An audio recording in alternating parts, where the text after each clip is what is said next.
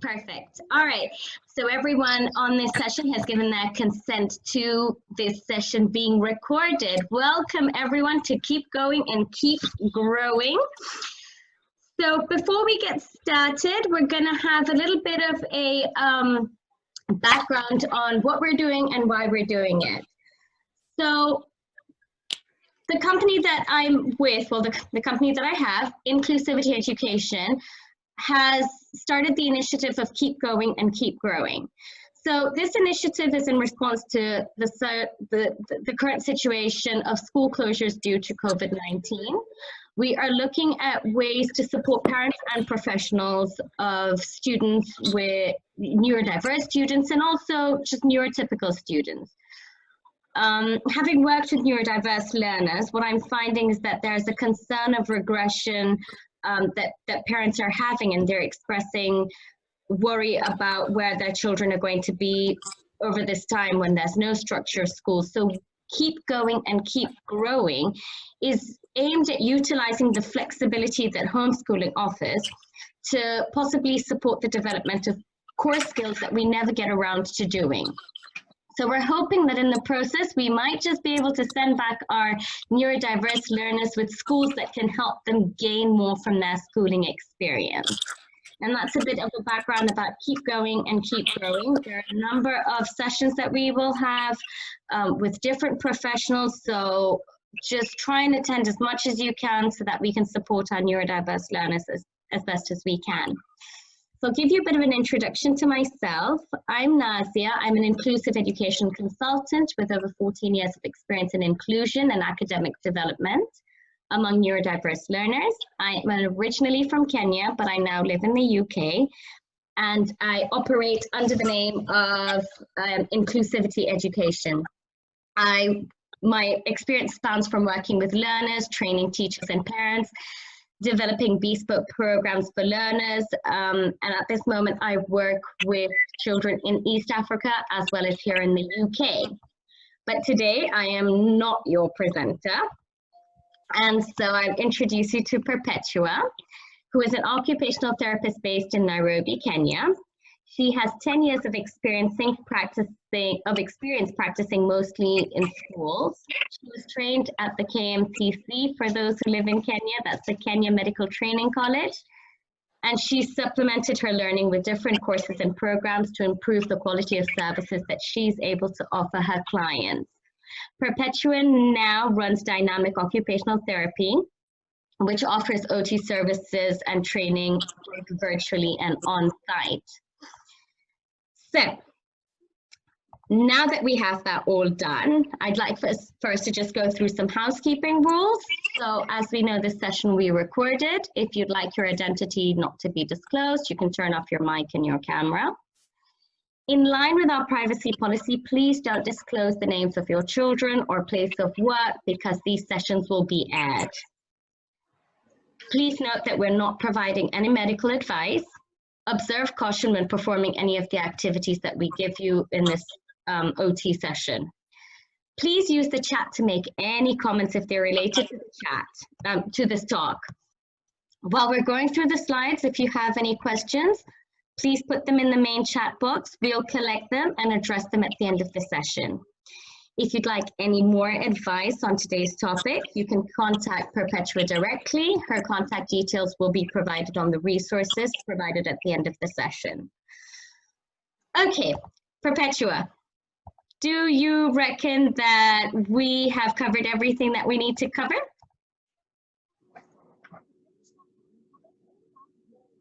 I don't know if I can't hear you very well, Perpetua. Yes, we have. Okay, lovely. Okay, perfect. So I'm not going to take up any more time. I'm not going to hand it. Yep, we can hear you. I'm not going to hand everyone over to Perpetua, who's going to run us through a very informative session on sensory circuits. Over to you, Perpetua.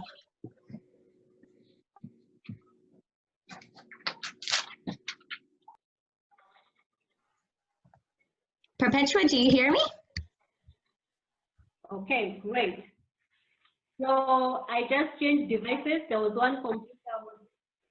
Yes, I can hear you.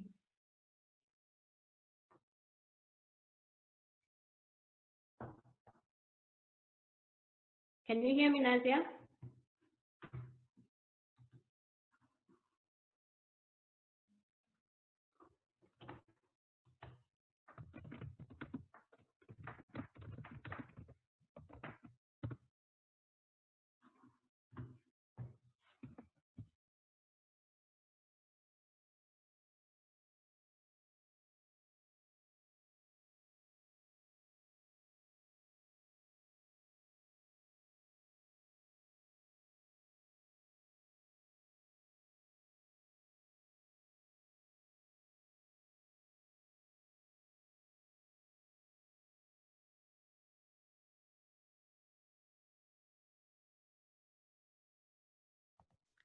Okay, I think Perpetua is having a slight technical difficulty, so we're just going to give her a few minutes to, there we go.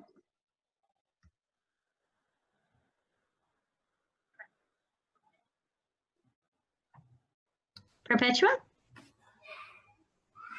Can you hear me? Yes, we can. Can you hear us now? Yes. Can you hear me, Nazia? Yep, perfectly. Yes, I can hear you clearly. Sorry for that. That's okay. I think there's a slight lag, Perpetua, so we're just going to all have to understand that our communication might just be affected by that lag. Great. So I'll start.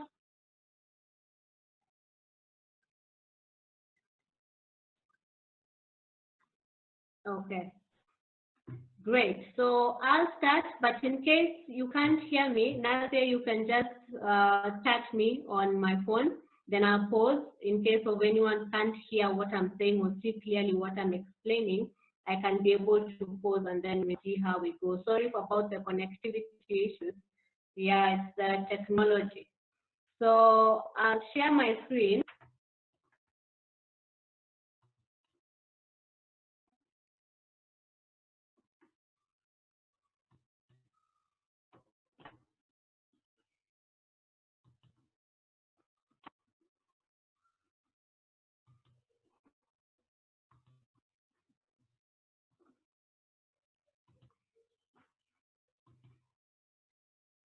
Can you all see my screen? Yes, we can, Perpetua. Okay, great. Nothing, well, not quite yet. Let's start then. So yes, my name is Perpetua, as you've heard. I'm an occupational therapist. Yes, so it's coming. Well, you're sharing a screen, but it's sort of still blank.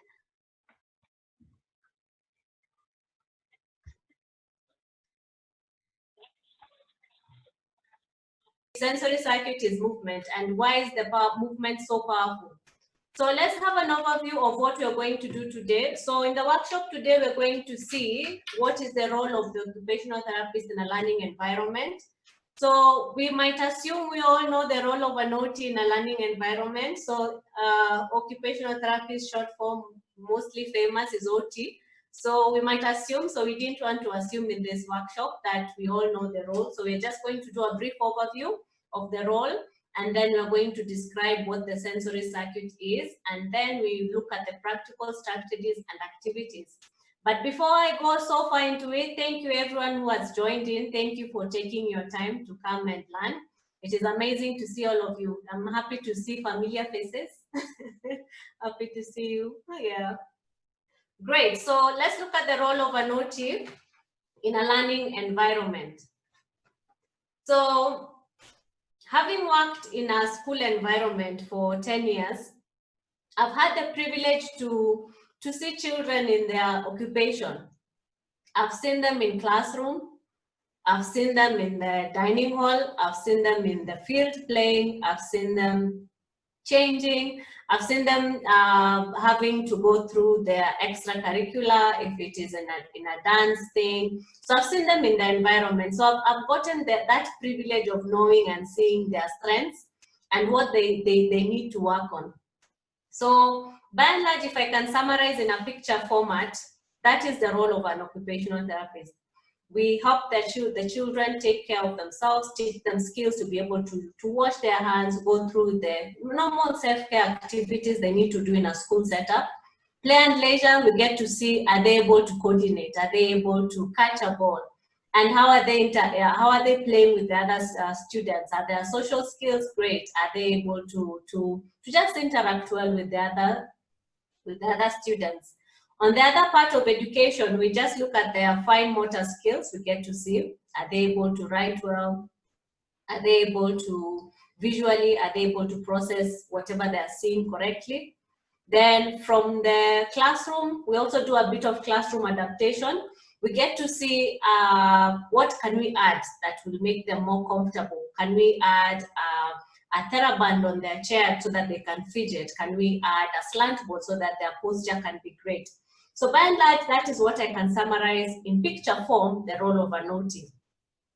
But basically, we just maximize the students' participation in school, in self-care, play, and leisure. That's what we do as occupational therapists in a learning environment.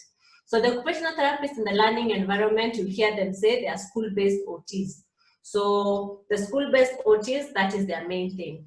So fine motor is more of handwriting, more of are they able to do the fine motor skills, even big movements that are fine motor, like catching, throwing, things like that. So we also work with children in that dynamic. Are they able to baton? Are they able to feed themselves quite comfortably? Are they able to use both knife and fork?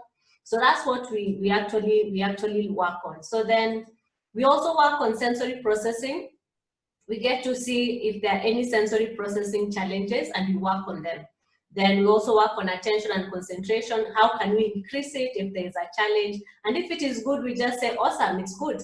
Then play and leisure, we just help them to be able to get to play nicely with their friends. If it is making them have social stories, they learn how to share, turn taking. So that's what we do in play and leisure. So this is done through assessments and then followed up by intervention, either by weekly therapy session or whichever form of therapy sessions that will be picked by a parent is what we'll go with, and then work on the children on that. So we came to discover that once a child improves in this area, they are more confident and they are able to access learning better. And then this makes them feel included and makes them more able to receive the academic support they're getting. So by and large, that is what I can say in summary is the role of an OT in school. So before we just, so Nazia, the other, how can I say it, a few weeks ago, did the executive functioning skills. And it was nice to be in the room and participate, and I actually participated in the activities afterwards. And I came to discover, like, it's a puzzle piece. We all work together and become puzzle pieces to these children so that they can access learning. So from what I picked from her session last time, the occupational therapist will come into as a strategy, one of the strategies to be able to help a child have better executive functioning skills by introducing sensory circuits. So that's where the puzzle piece fits in to Nazia and her nice direction and vision of what she wants to do. So if you were to put a puzzle piece, that's where the OT would land. And I think our OT puzzle piece will be very colorful. I think it will be pink, green. Okay, I'm going, yeah. So let's just say we fit in the puzzle of the executive functioning. So I want us to try out something as we're going to focus on executive functioning and a strategy towards that will help us with executive functioning. So as you can see, we can see a picture of a lady thinking. So I also want you to think. So I want you to imagine yourself. You are in a meeting or in a lecture. You are not the one facilitating the meeting, or you're not the one lecturing. You are on the side, or they're either a board member or someone just following through a meeting, or in a lecture, you were just following through a lecture. So imagine yourself, you're there. So take yourself back there to a meeting or a lecture. And I know that was a while back because we don't meet as often. But I know even in the Zoom calls, we at times, lose focus. So imagine you've lost focus. You are sure 100% you've lost focus. So put yourself there and then lose focus. So the next question is, what do you do when you lose focus? What do you do when, let's say, quote unquote, when the network has just disappeared? When the network just gets lost? What do you do? Do you fidget? Don't forget, you can Pauline, I can see you laughing. we can all put our comments in the chat, and I'll Yes, please put your comment in the chat. What do you do when you lose focus? Do you look at the others? Do you now look at the other people? You say, oh, that hairstyle looks nice. Do you look at their shoes, makeup? What do you do? What do you do when you lose focus? Please type in the chat box, and then Nazia will kindly read for us the comments. What do you do when you lose focus in a meeting or in a lecture? Just imagine yourself in those scenarios.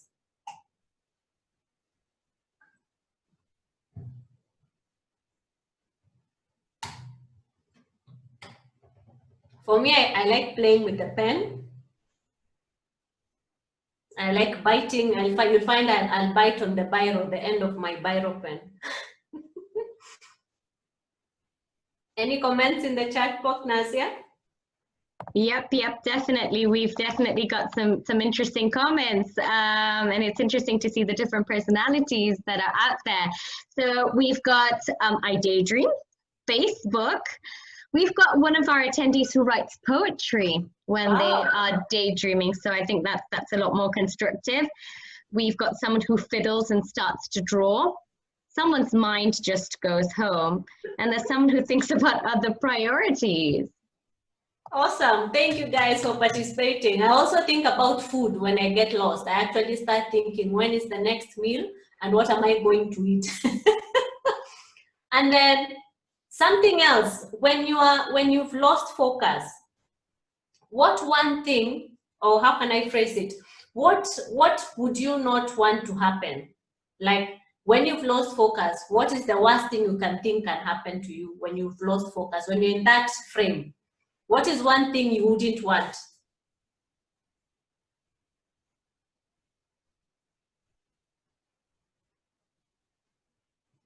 Yes, I can see people typing. What one thing would you not want to happen to you when you've lost focus?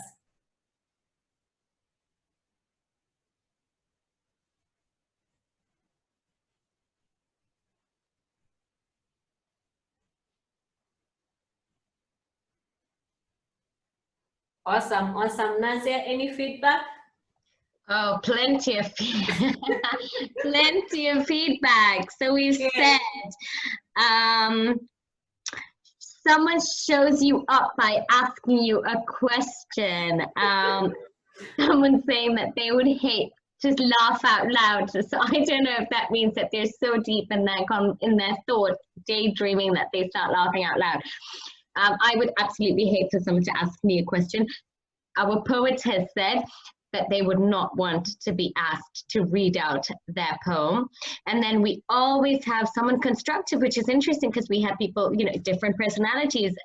Like our last session, we've had someone say that they would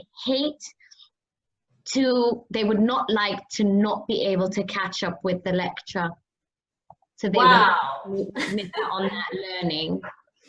Amazing. Yeah, so as you can see, we all want different things when we've lost focus. We wouldn't want some things to happen, and we are quite comfortable that we actually lose focus. I have not had anyone saying I don't never lose focus. I am always focused 100%. So what happens with our what happens with our children who have any learning difficulties, and even just any other child? What I can say is that I can share a story or an example of some feedback I got from my child I work with. So I asked him, what does it feel to lose focus? So he told me, I actually hear the lecturer or the teacher in a very far place, like he's very far. So I can hear his voice, but he's very far. So I asked him, so when you hear his movement, the bouncing on a therapy ball, anything that we have that movement, we have those sprints. There are those people who tell their children to sprint fast and come back, turn and come back. So you find there's a bit of head movement. So we start with the alerting activities to just keep the child up and going. So you'll find that these ones, so I'll also put in some more info according to the questions we had last time. So I'll relate this to a question someone asked last time. They asked, for children who are visually impaired, are they limited to the sensory circuit? Are they limited to some of the activities in the sensory circuit? I would say they can still participate, but they have to be guided. So for the children maybe who are visually impaired, maybe they need a bit of guiding on the jumping. They need to feel safe if they're jumping, or you can even hold their hands and jump. So it is not limited to that. We can't say there are children who can't, but there are those who now have challenges with moving of their body, then the activities then have to be stationary. So if it is a child, maybe for example with a bit of cerebral palsy, then you have to do it on the therapy ball, gently on the therapy ball. When they are just bouncing, you're bouncing them up and down. So I would say it is not limiting. So when you see the children jumping up and down on the trampoline, it doesn't mean that if a child can't do this, then they can't access the alerting activity. So that is the first one of the, in terms of order, we have the first one as alerting activities. The next one, we have organizing activities. So these are activities that will require the child to use both sides of their body in a coordinated way. So the activities we can say is like bouncing and catching a tennis ball, figure eight walking, crab walking. We have crawling, commando crawling. So anything that will have that kind of the movement. So that the movement that will be able to facilitate the child to use both sides of the body. So I'll relate another question that was asked last time. The question was, is double doodling an organizing activity? And I said yes, because now it requires both hands moving. So double doodling, you find that it is that kind of movement. The children using, or the individual using two markers, two chalks, or even if it's the board, there are those boards that have both sides, or both whiteboards that have both sides. So they are usually slanted like this. So the child has that movement where they move. So the next one, so first one was alerting, second one was organizing. And you find organizing, and organizing you might find some balance activity, like walking on a pavement or walking on a straight line, trying to balance, or walking on a red line. So whichever thing you'll pick that will encourage balancing, that can be good. The child can still do like holding a piece of wood, or like the end of like a broom, since we are home, holding the mop and walking on a straight line. So something that will encourage that balance. So even like things like hopping can still be the first one because it has movement. The other one that can be organizing is holding the child holding their hip and having one leg up. So that one is a static balance. So you find that it is something that will be able to also incorporate balance. So organizing will also, you can even find balancing activities and organizing. The last one in the order is the calming activities. So calming activities can either be slow rhythmic movements or deep pressure. So as you can see in the picture there, the little girl is receiving gentle squashing with the therapy ball. So the squashing is so gentle, but never on the head. So it's like shoulders downwards. So the kids really love this one. They call it steamroller. So it has a nice feel. So if you can, you try it first. Let someone try it on you. You have a feel, but it's really nice. The kids really relax after this one. So you find that any gentle squashing, even just like deep pressure for the child, we can even have massage can still fall under this. If you have a lot of time, you can still add it as part of your circuit. So you find that anything that has that gentle squashing for that child. So as you can see, the order is like it is quite active, then quiet, then quiet, quiet, quiet. So it has that progression. So if you do the other way around, you will leave your child so alert, and then they will be so up and about in the session. You'll be like, oh, what do I do? So if you start the other way around, the child will be all over. So you can imagine a child who's already high energy, and then add them more energy, and then tell them, let's do some nice work. Sit here and listen. You'll be talking to yourself basically. So you have to have that progression. Let them start with an alerting, then you go to organizing, then we go to calming. And even in organizing, you can have some tummy time activities. You find that they'll be doing something on their tummy while sorting with their hands, a target practice activities where they can be holding the ball with 2 hands, lying on their tummy, hitting a target. So that's still an organizing. So the activities can really, really vary. You find that they are able to vary. So it also depends on your resources, what you have, and your time. So we said it's a short circuit. So I know the question we have is how short is short?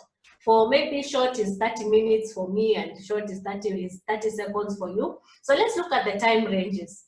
You find that the circuit takes between 5 to 10 minutes, at most 15 minutes.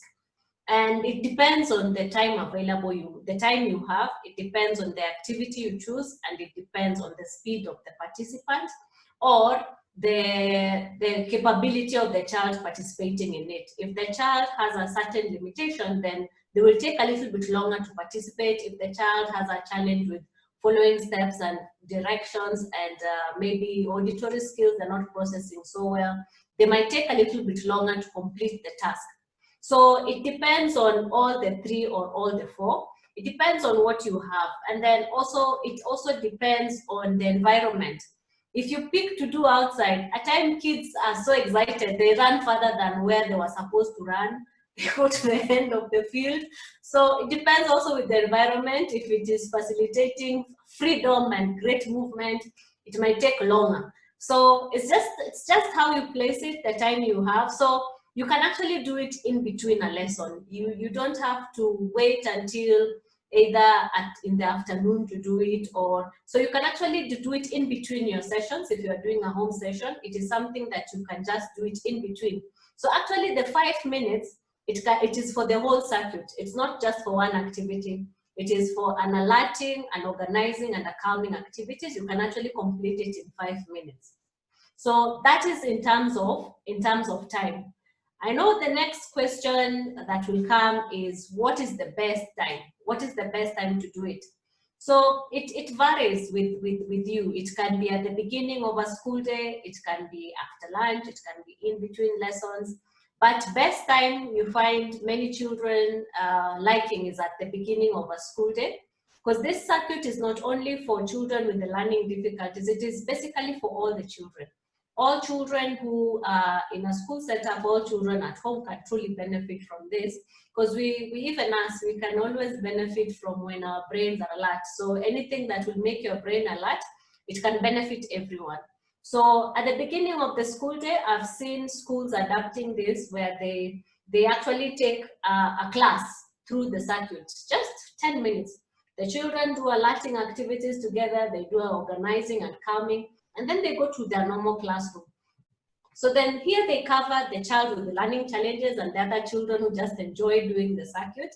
And there are those schools I've seen doing after lunch, because after lunch is when there's the thing that happens when you eat lunch, you just feel tired, sometimes, not every time. So you find that some schools prefer after lunch, and there are those who pick some activities in between lessons.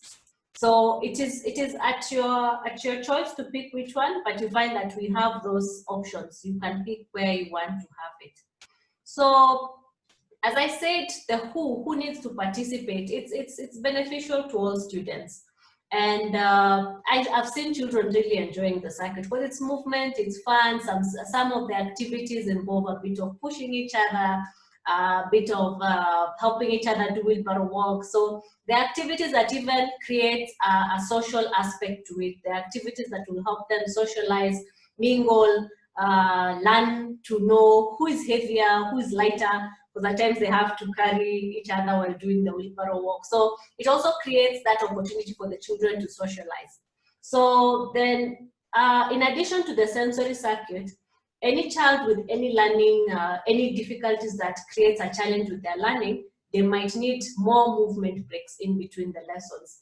And as I said, I think last time, as I mentioned, for you can utilize movement break cards, like things like this. You can phrase it, I need a break, I want a break. So like for some students, I use 3 cards like these ones, where they know they have three movement breaks. So with time, I help them self-regulate to be able to know when they feel they need a movement. So by and large, we started with the sensory circuit, but in between they might need more breaks. So you can capacity build your students, just creating simple cards. You don't have to laminate, but for them to stay longer, you can just laminate. So this is card number 2. So there are usually, I have 3 cards. So 3 is the maximum I have. So the children can now, with time, can just lift the card, and then I'll be able to know, oh, they want a break. And then you can have a set of the sensory circuit activities, or even just movement activities they can pick from, and they just have a movement, or even just a basic one of just going to the washroom and coming back. That's enough break. So for you to be able to facilitate the movement break, you can have cards, or you can enable them to have cards. These ones work well, especially in a classroom setting where there are many students, and if the student is a little bit far, they don't have to stand every time to ask for a break.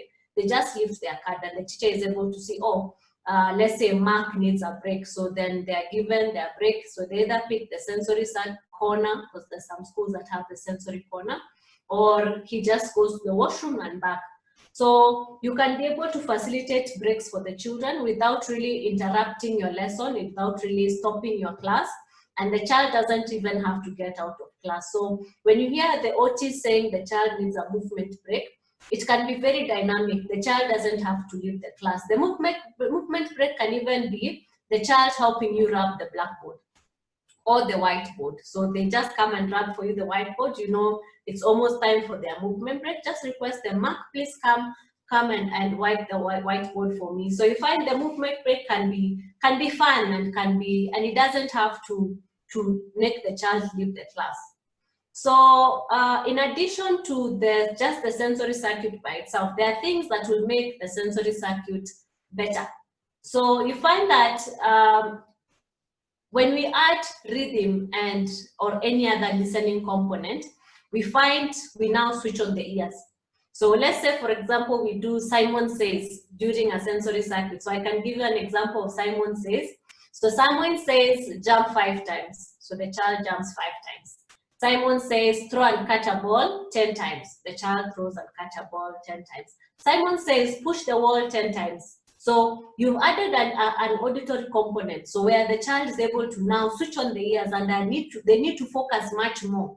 So Simon says, so they're able now to follow through auditory, in an auditory way. So those are nice additions. So rhythm, you can even still do, if you love music and drums and piano, if you have any musical item, add rhythm. So maybe, for example, we say, I tell a child, the first activity you're going to do is jumping jacks. So listen how many times I'm going to shake my tambourine. So then maybe I shake it, or I beat the drum. How many times I'm going to beat the drums? So I beat. So the child has to count how many times I hit the drum. So they have to do 5 jumping jacks. So you can make it as musical as you want. If you have a piano, a guitar, if you are a musical person, feel free to do it however you want.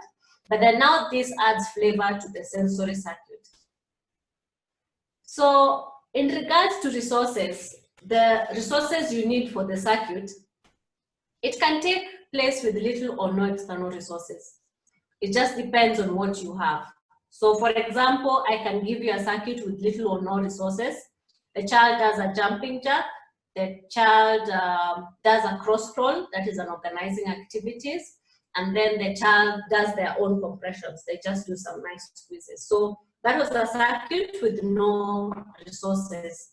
So you can use whatever you have. All you have to know is just the basics of each category. If it is an alerting, the alerting requires this form of movement. If it is an organizing, it requires this form of movement.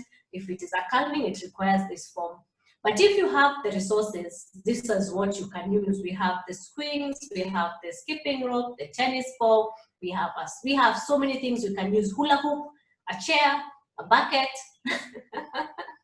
So you find that chair, imagine the chair, you can find an organizing activity. So they crawl under the chair.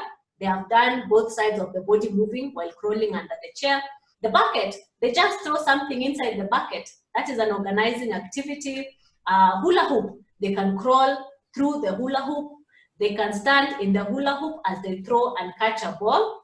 You can actually change it into many things. So it is just with the resources you have and the time you have and the capability of the student. So once you're able to get all those options, then you'll give them a sensory circuit as per their capability. So you find that there are various benefits of the sensory circuit, apart from it just alerting the brain. You'll find that there are things the sensory circuit does, and you're like, wow, okay, so this one helps with this one. So I'll give you an example of one. We have swinging. Here we can see 11 benefits of swings or swinging. And this is a resource from AAA State of Play.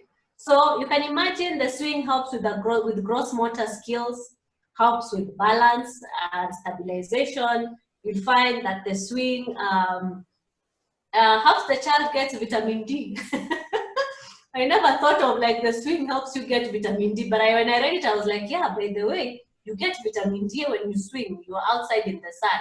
So the sensory circuit, when you pick each and every activity, you find that there are immense benefits. For example, we have self-regulation. You'll get the children now are able to self-regulate when they participate in the sensory circuit. They're able to regulate their emotions. You find that now, if they were in a social setup and they're doing a group of children, if something happens, then they will be able to say, okay, they'll be able now to take that conversation. Excuse me, when you put my legs, don't bang them down, just take them down slowly. So it gives them even opportunities to interact, to learn, to know how to do things. So one other advantage is there, so as I mentioned, is the emotional regulation. The sensory circuit helps them to have emotional regulation. The other thing the sensory circuit does is a mini break. The children enjoy it because it's like, I've had another break, ooh, hooray, an extra break. So they know they have just taken a break from class. So they don't know if it was to alert them to get into class, all they know is that they've had a mini break. So there are quite many there are several advantages of the sensory circuit. Then we find that in a school setup, I've seen this resource really helpful in the learning support department, because you find that it's an LTA resource. So we find that they have activities that are school-based. They have resources that the resources or the sensory circuit suggested, they have resources that can be found in school. So this one is a really nice one because it also has forms to track development, forms to track how the child is enjoying. And even in one of the forms, the children actually write their feedback, how they find the sensory circuit, what they have seen improve. The class teacher also gives feedback on what have they seen improve in the child since they started participating in the sensory circuit. And even inside here, you find that there's a parent's feedback form. So it's a quite interactive one because now it gives the school just a perspective of sensory circuit and even activities to do in a school setup. So by and large, that is how I can summarize the sensory circuit. And I can say this one is based on the theories of sensory processing.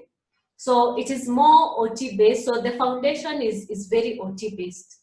So you find that it is purely based on the theories of sensory processing and sensory integration.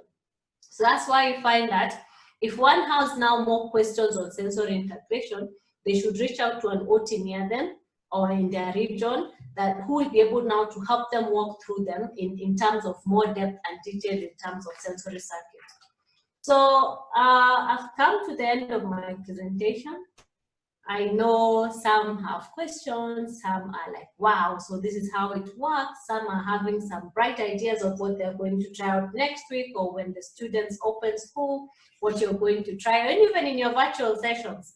As I was saying in the last session, don't limit the sensory circuit only to a physical class. You can even do it in your virtual class, where just ask the students to just stand up and do 5 jumping jacks. So it would be nice to try it. It would be nice to just think about it. But now I think I'll leave the floor open to any questions, any comments, any feedback from the members present. But by and large, that's how Okay, perfect. If anyone has any questions, please put them on the chat, or you know, you could just raise your hand and we could just sort of give you the floor. But thank you very much for that session, Perpetua. So we had a few questions based while I'm giving everyone a chance to just sort of communicate their questions. Based on our last session, we had a question that had come in from one of our attendees, and they had asked, how can you help schools that don't really have a lot of resources be able to do more of the sensory circuits in a creative way? And then after that, we've got a question from one of our participants today, so perhaps you could answer one, and then we can give them the floor to ask the next question. Okay, great. So for schools that don't have resources and I would love to engage in the sensory circuit, I would say is that just to be able I would request them to do a bit more of research on alerting activities, organizing activities, and calming activities. And then they pick the ones they feel they can be able to comfortably do as a school. So then now they can pick activities that require little or no resource, or even available resource, because I think if we say skipping rope, a skipping rope you can get in our malls and in our stores. We can say that the therapy ball, maybe it might be hard, but there are some things that you'll be able to see and the participants can actually get in a mall or things like that. So I see when we get to understand the perspective of the sensory circuit, we will get to pick resources or even activities that will require little or no resource.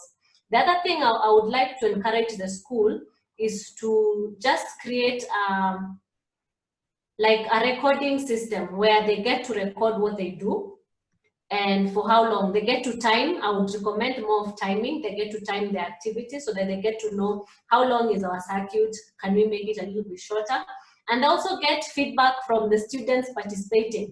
It is very interesting when students give you feedback and you're like, oh, okay, I never thought that was no. So also I would encourage them to take lots of feedback from the students and the class teachers, because if it's the learning support department, just get to liaise and hear what the class teachers are saying.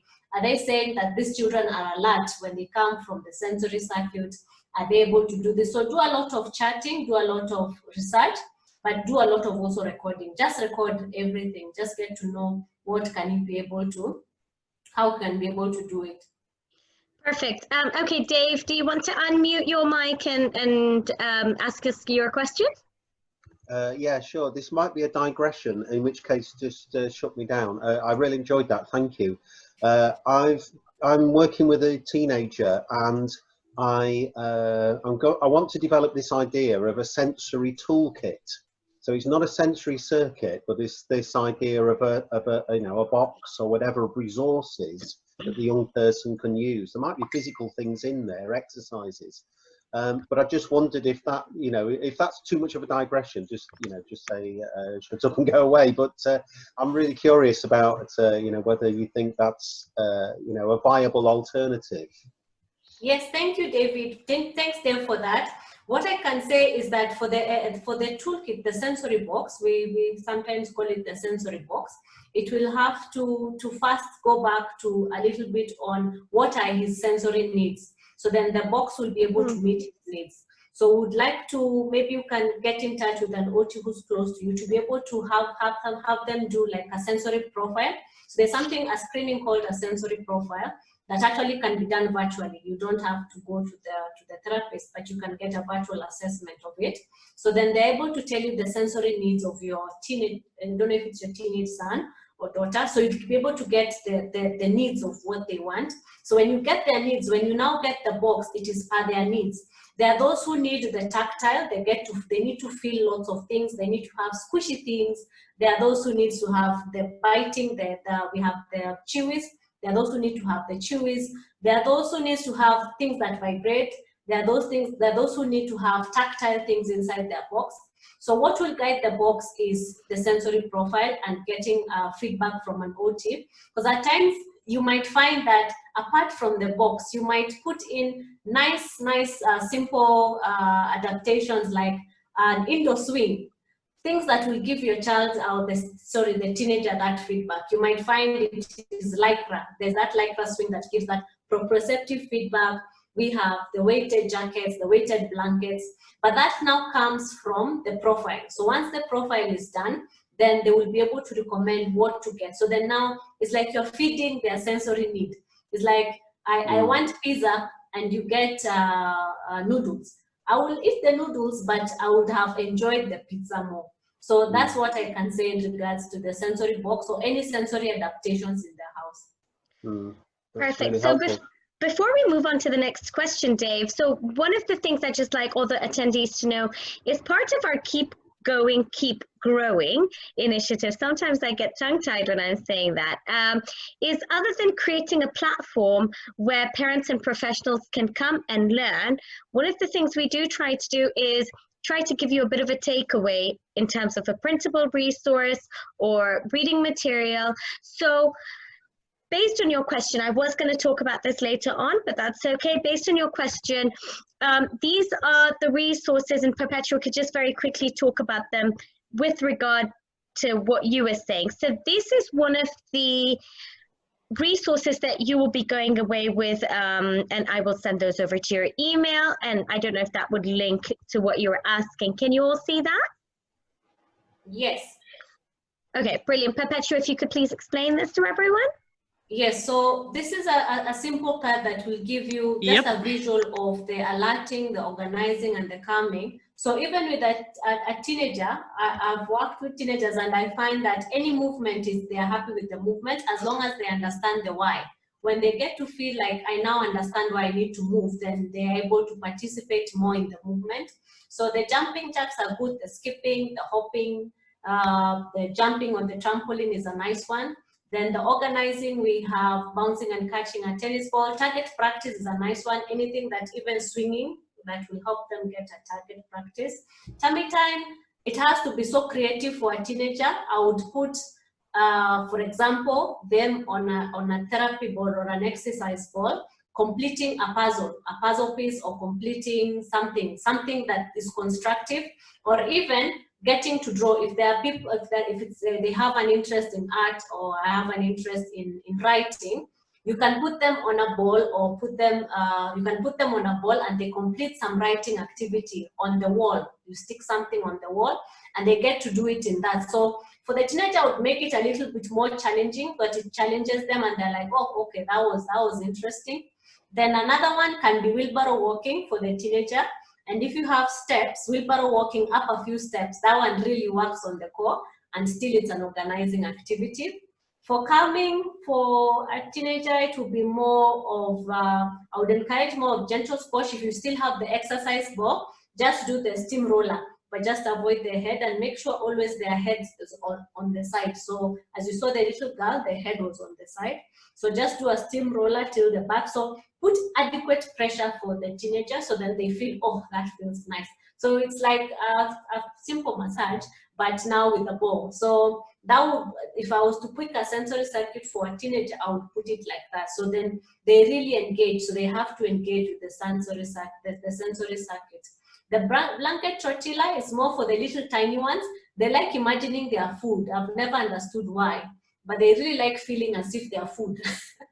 So when you tell them you're a little blanket tortilla, they are very happy with it. Rocking, when they are younger, if you have a rocking chair, just rock with them on the chair. That is if you're in a home setup. In a school setup, it can be just they do their gentle pressure on themselves. So even if you do it on yourself, it has the same effect. So it doesn't have, if you're a teacher, don't feel overwhelmed that you have to do gentle pressures for the whole class. So even for the teenager, them giving themselves the pressure they require is good. Because at times, there are children who don't like touch from others. They'll be like, they don't want touch. So let them do it on themselves. Let them just do it on themselves. And if they don't, just give them, do it with the ball. They'll be happy with it. Another one, calming one that comes here, you'll find is there are those who prefer the weighted blanket, where they just now wrap the child with the weighted blanket and it gives them that proprioceptive feedback. So that is how the circuit looks like. So feel free to pick the activities you want. So it can be too alerting, too organizing, too calming, or 111 if you don't have time. Or but don't do it too much to exhaust, because I wouldn't say all. It will be too exhausting for the student. So at least 2. But if the student is happy, you can do 3. But at least 2. We just do at least 2 so they don't get tired. So you don't get into the session. It's like you've been running, how do we say it? You ran like 1 hour before you started your marathon. You know, you'll be so exhausted to run. So that is how I can explain the Perfect. And then the other resource that we have, if I could just explain this briefly, is linked to our last session where I talked about executive functioning. And so we've prepared some pictures which are random, so you can select the ones you want to select. Dave, this is connected to what you were saying. And that's this resource. So, you know, you could always, as a parent, organize these pictures. So you could have one picture of the star jump, one picture of tummy time, and one picture of, you know, blanket tortilla. So a child knows what they're going to be doing.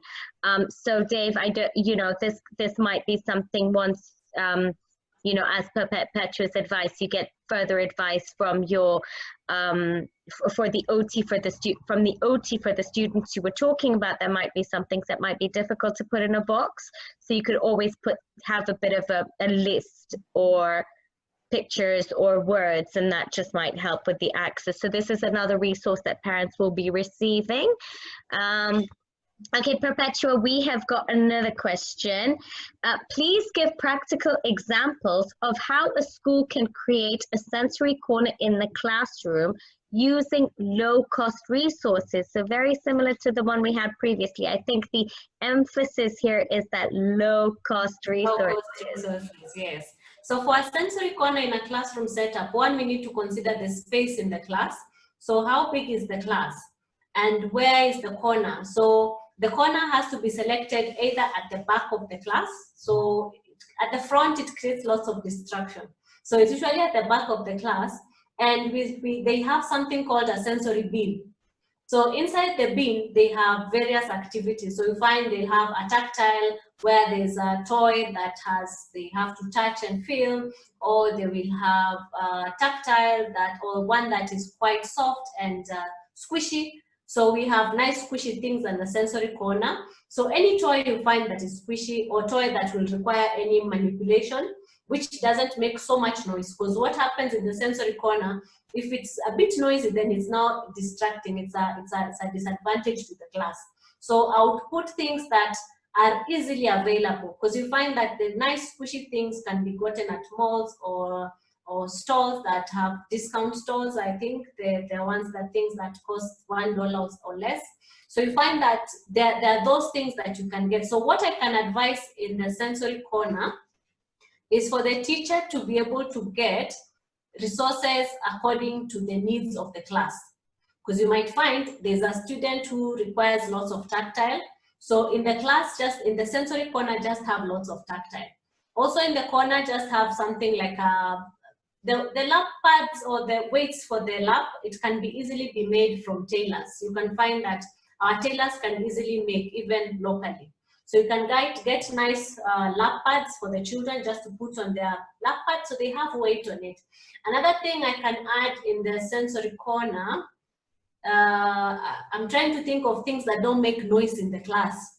So we have the touch, we have the, I think I would go more for touch and feel in the sensory basket. Anything musical, anything loud is quite distracting to the entire class. So there are various resources. So let's just get to see what can you be able to do. I wouldn't say party in the sensory corner, because not all the time you'll be monitoring.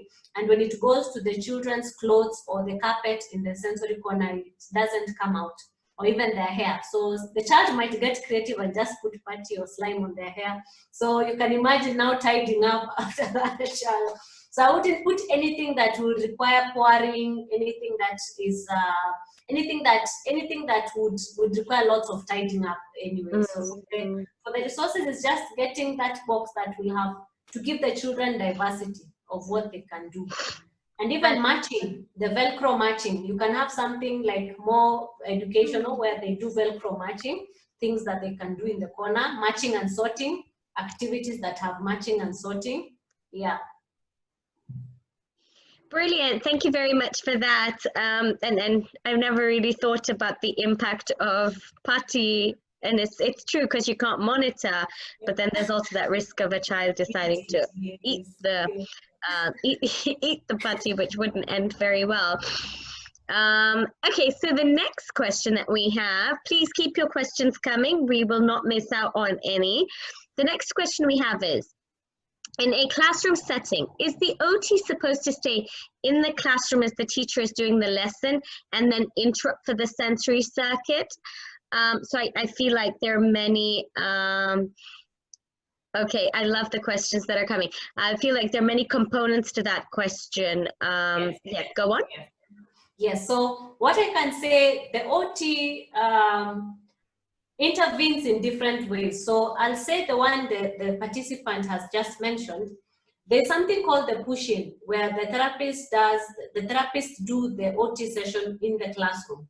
So they offer strategies in the classroom to the particular children they work with while they're in the classroom.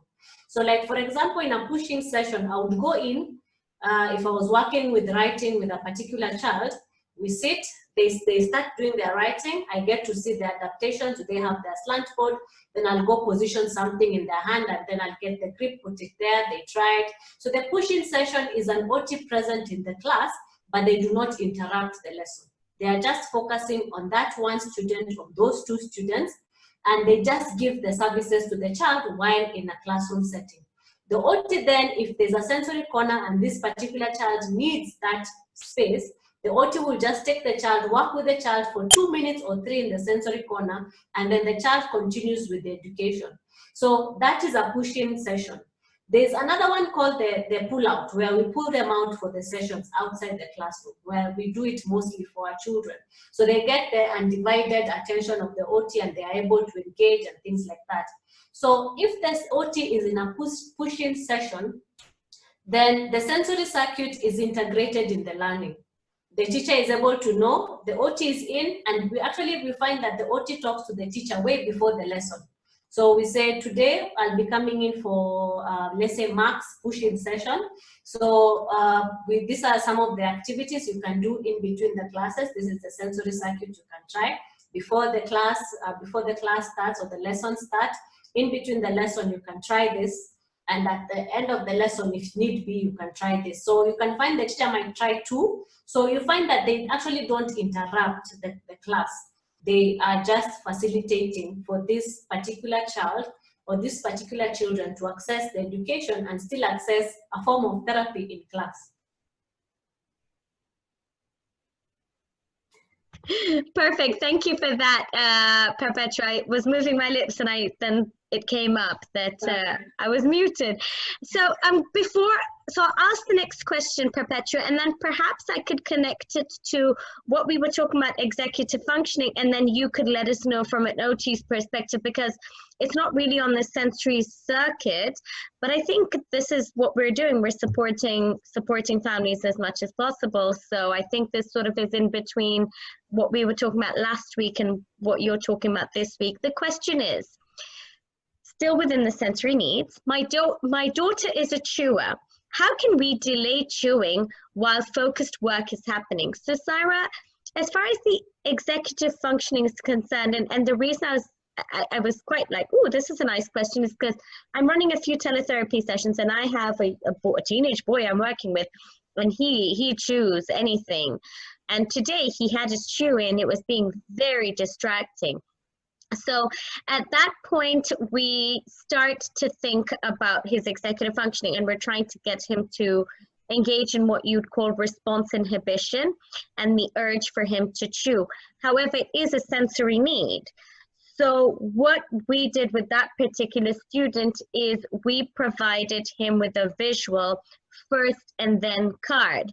So we said to him, work, put the chewy down, first work, then chewy.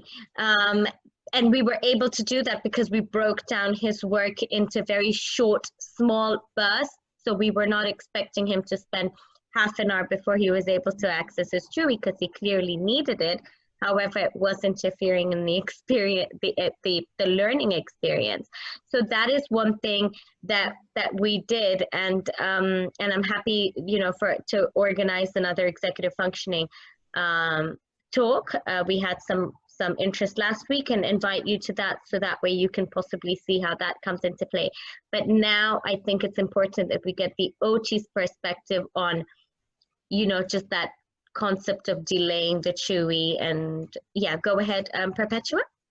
I like that idea of fast then. The response inhibition strategy is a nice one. I would also add to that, because I think also with time, then we can have like options with the strategy. I would use the fast then as one of the options. So it's like you have a stash of options. So if this one doesn't work, we just jump to the next one.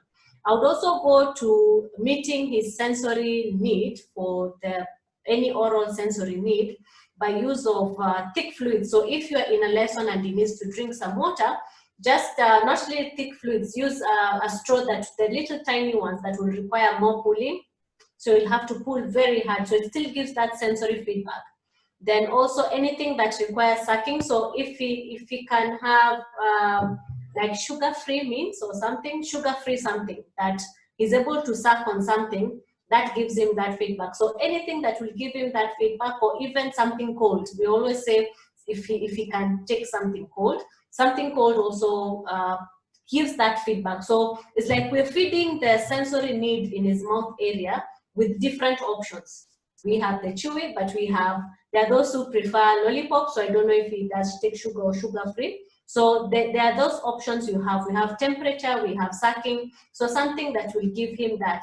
And is the chewy that he can hang, or the one that he can hold? I found that there are children who get distracted with the one they are holding. But if they are hanging and just chewing, it's like chewing gum. Another thing is gum. So if you have sugar-free gum, we at times give them the really big ones. If they need to talk, then you have to reduce the size. But we have also the chewing. The chewing also is a nice feedback. So it's not distracting, but the chewing happens. So I would go for that. Then as we move towards self-regulation, as Nazia is saying, the response inhibition is what we call self-regulation. They're able now to regulate themselves. They're able to say, okay, I'll chew for this moment, then I'll have the option of drinking from the water bottle with a small straw, then I have the option of sucking. So he has like options of how he can meet his sensory needs, the mouth one, then he's able to regulate for how long. So they work together, self-regulation, response inhibition.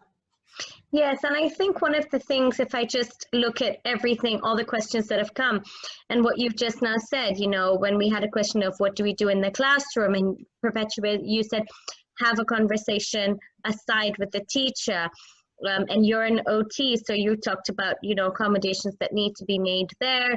I'm an inclusive education consultant, and the thing I hear is that you need to work together as a team.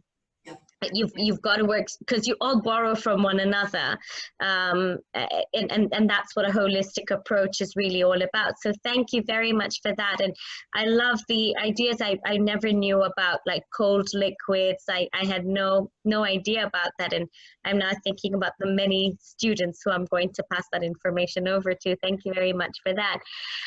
Does anyone else have any other questions? We've got about 10 more minutes of our session left.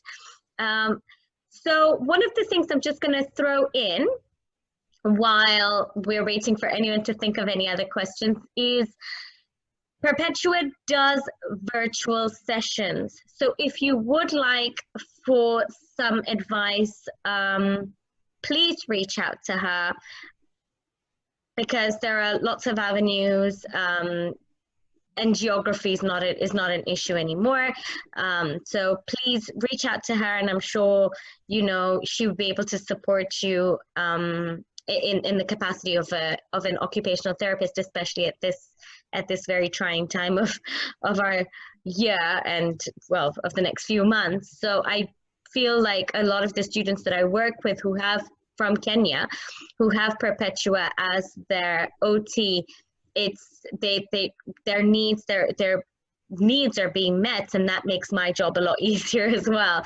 So I think that that's something you want to consider, is possibly taking this conversation further. Of course, if you'd like something more closer to you, then please reach out to an occupational therapist that's nearby.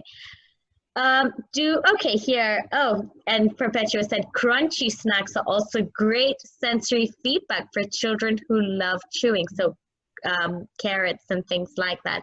That's really helpful.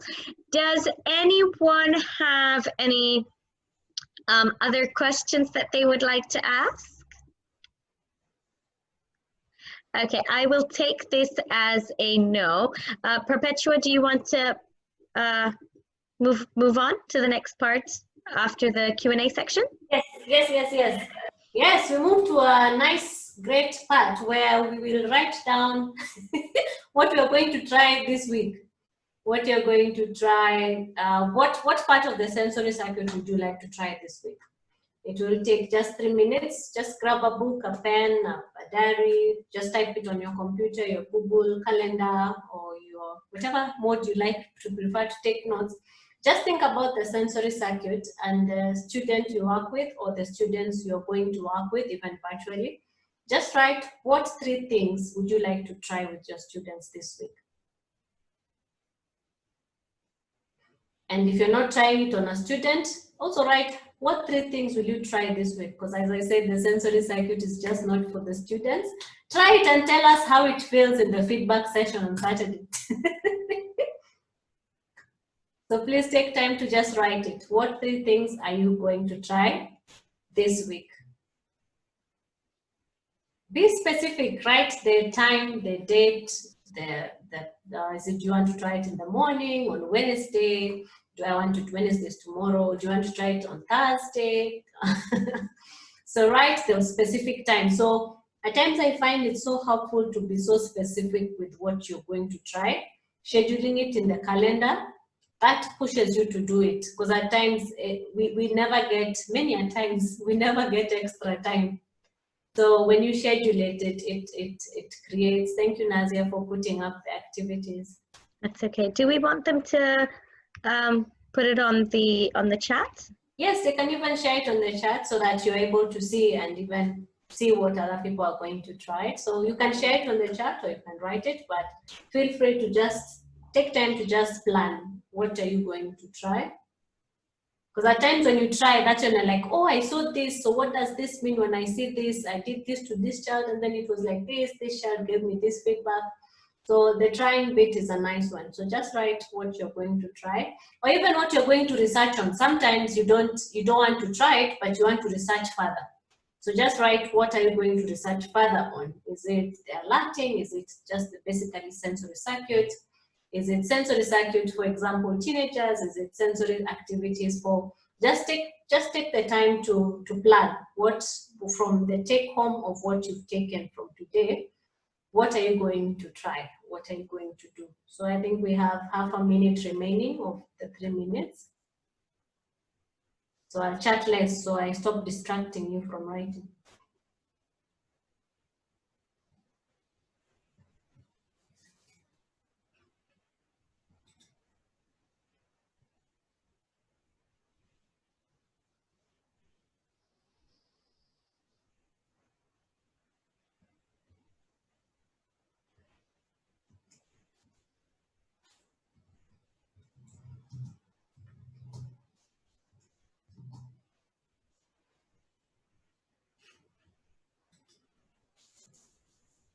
Ten more seconds.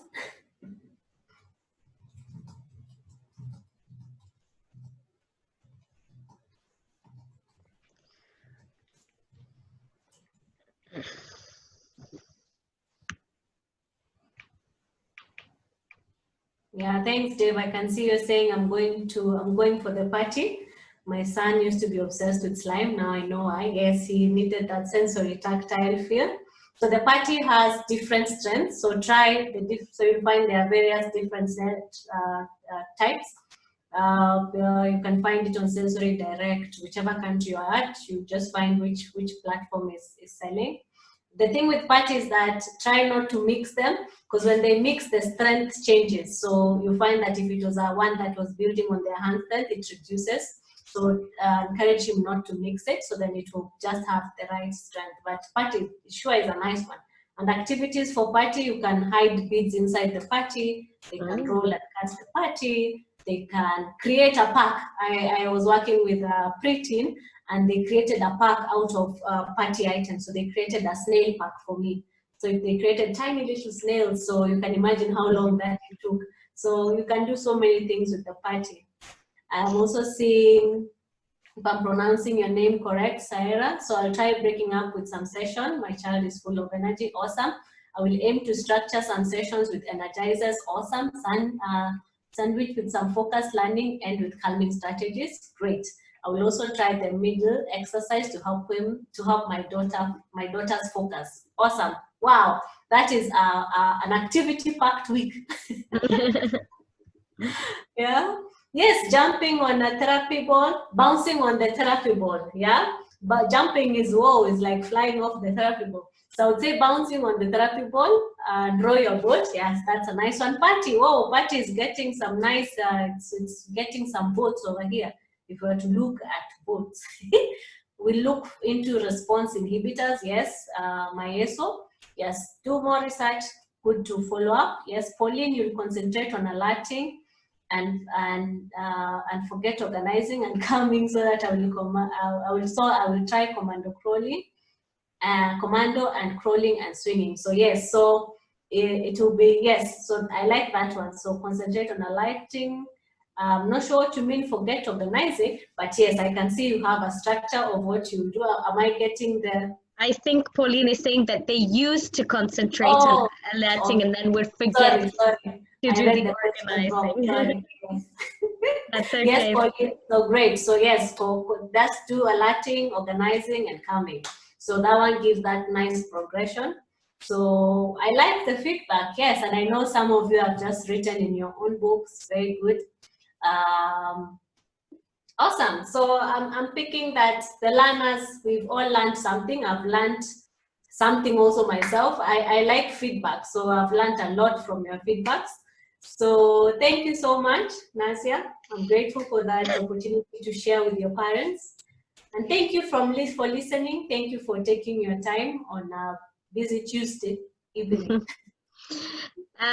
Great, everyone. Thank you very much for all taking the time to attend. So this Saturday at 4 o'clock. So for those of you, well, for all of you signed up with with Eventbrite.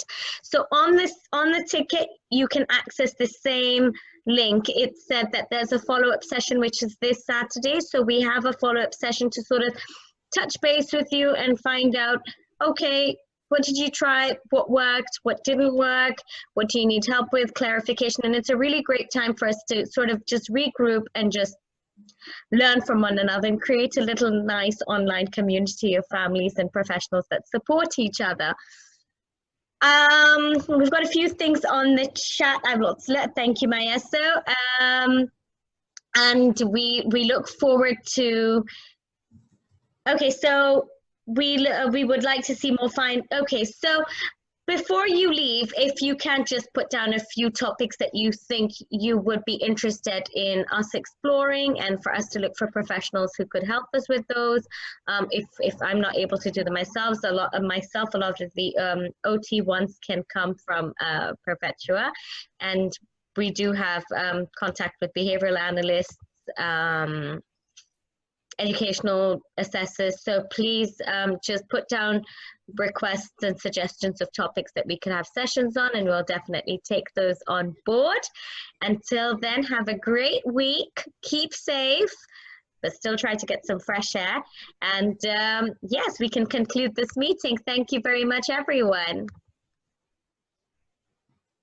Bye.